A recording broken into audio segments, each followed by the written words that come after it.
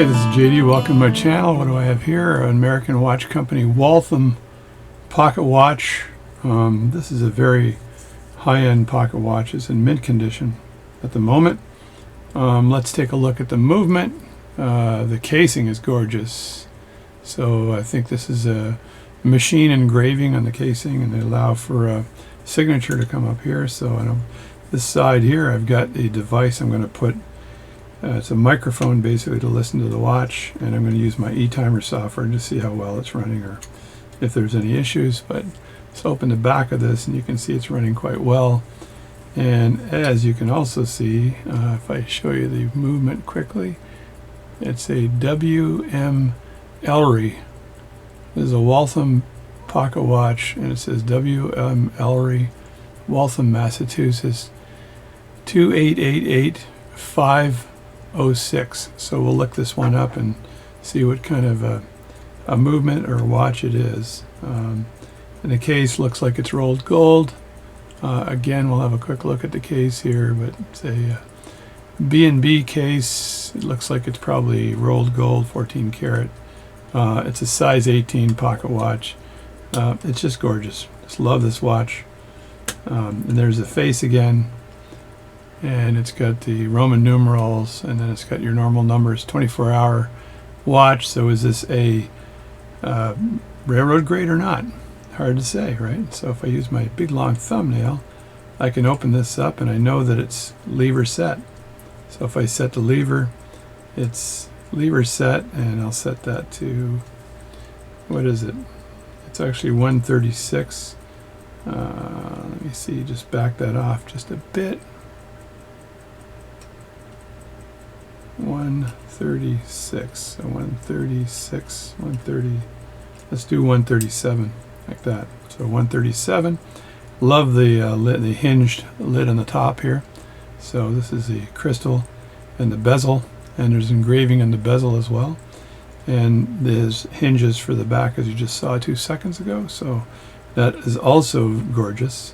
And it's got a really nice little dust cover here that works quite well with it, and it is actually running really well. I serviced this a while back. I think it's a 17 jewel watch, but let's have a look and see what we can see.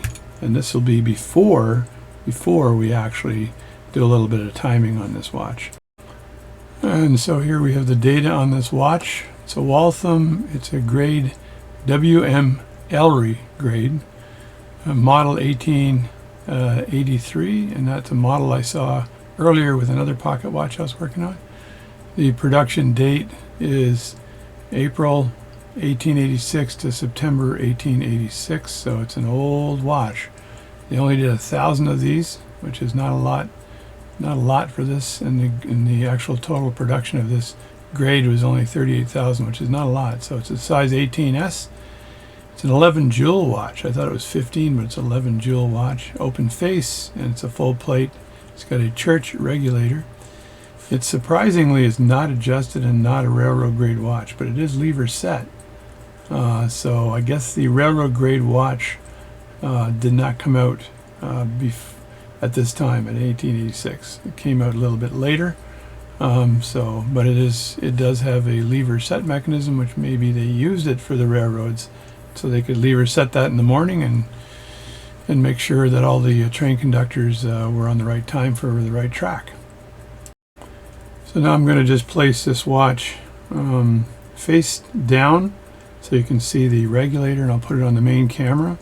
But I want to put that in the system I have here, which is fundamentally a redo of the timer I have, which is a Watichi 1500, I think. So there it is there. Let me turn that around so you can see something. And now it's sending its signal to the watch escapement analyzer software and tuner software. So let's just see how accurate it is. I'm going to flip over to that screen. And there we go. So it's picking up on amplitude, but it looks like it's 205 degrees amplitude at the moment, maybe 208. Let's just let it keep picking up. The beat error is a bit off, so you want that beat error to be below 1. The rate's not too bad. It's minus 16 seconds per day, and I'm not sure if that's going to be the same when it's face up or the dial side up. So right now the face is down, and it's showing that, but it's continuing to pick up amplitude.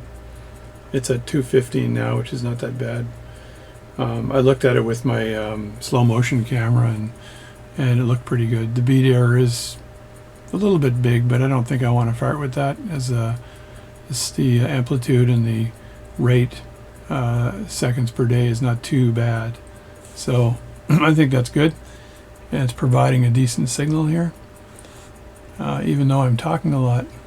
So try not to interfere with it too much, but it's doing a good job.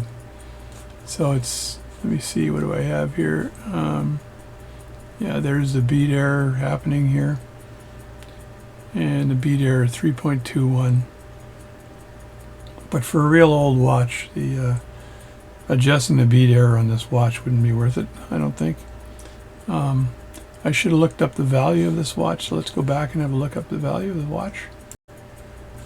All right, let's see what value of this watch is.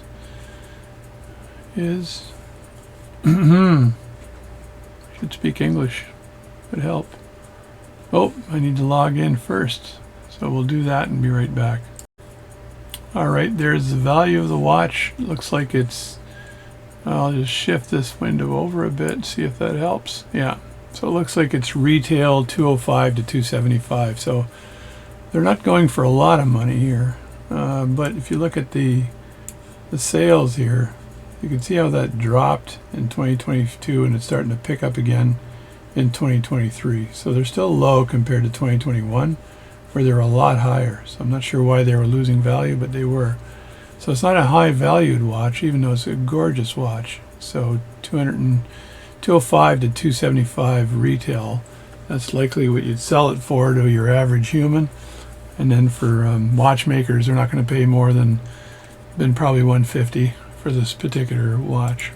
So here it is again, and it is running really well. I looked at the amplitude before, and it's pretty strong. Yeah, and I could adjust this again, but it's running a bit slow, so you could pick this, touch this, and move it over a bit. I'll just do that. I'm just going to touch the regulator here and see if I can move this over. See if I can get another window here going. And there we go. It's a little bit better of a look at this watch right now. And what I'm going to do is take my little toothpick here, and I'm going to touch that regulator and see what happens. So I'm just going to nudge it over a little bit faster, even though it's running quite well right now. But I'm just going to nudge that ever so slightly. There we go. And you can see the number shifting, and it's already +7, +8, +10. Doesn't take much to adjust these watches, so it's settling in around +12 or 13. So if I nudge that back just a bit, and you'll see it moving again, and now it's settling into -18, -21. Oh my god, it's going crazy. Nudge that back again. See if I can correct my problem. There we go. It's coming down. Where is it going to stop? That's the question. Yeah, that's not too bad. There's 5 seconds, 6 seconds a day now, and then just touch this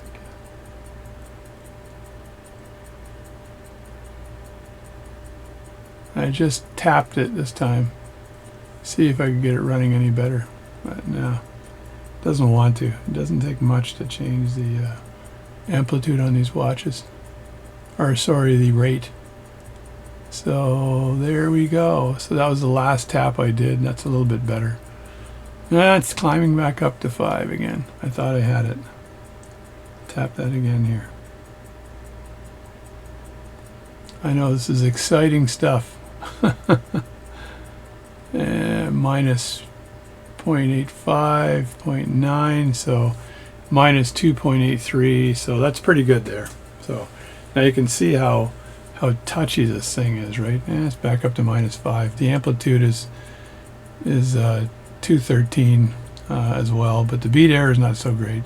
Bead error 3.43 is unacceptable. You'd want to get this down to about a 1, and then your regulation might be a bit better. I could also, as it's running a bit,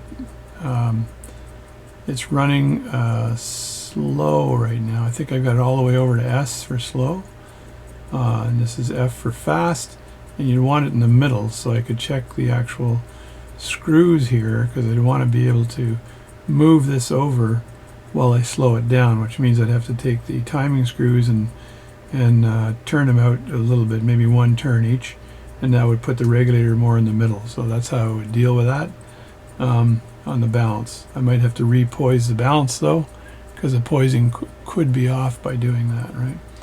This thing just glides around, doesn't it? Push it the other way again. See if I can get it to run faster. Yeah, it's touchy. So there we go, plus 3.674 seconds a day. So this is pretty good for this kind of watch. This is a vintage watch. This is from the 1880s. You're not going to get a better amplitude or a better rating on this, or rate on this watch, other than replacing the mainspring completely on this watch, maybe with a brand new mainspring. But it runs quite well. So let's just turn it around and see what the numbers are if it's face up.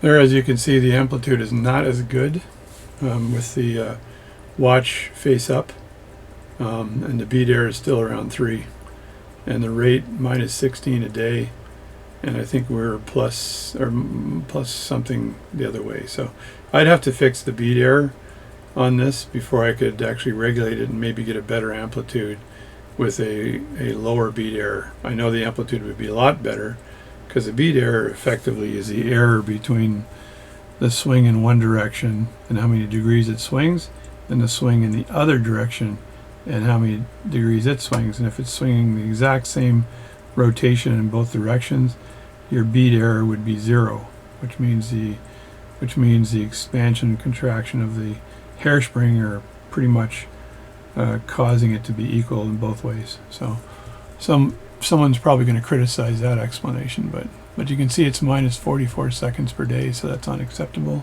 So you open that up, regulate it up a bit, so speed it up just a bit, and then we'd likely be good.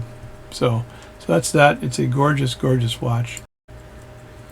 Yeah, it goes to say that these watches are rare, and they last a long time. So this one is well over 100 years old. It's about 140 years old. So something that this machine is 140 years old and still runs is amazing, and that it runs with some accuracy is also amazing. So that's it. That's all I wanted to do, is show you this beautiful old watch, this beautiful old American watch company Waltham watch, still running, and it's a biggie. It's a size 18, and I love this one. So this one's well decorated, and I love the lids in the front and the back of the watch. So the hinged crystal on the top and the hinged plate in the bottom. So that's it for this video. It's just a chat about this watch, and I'll catch you later.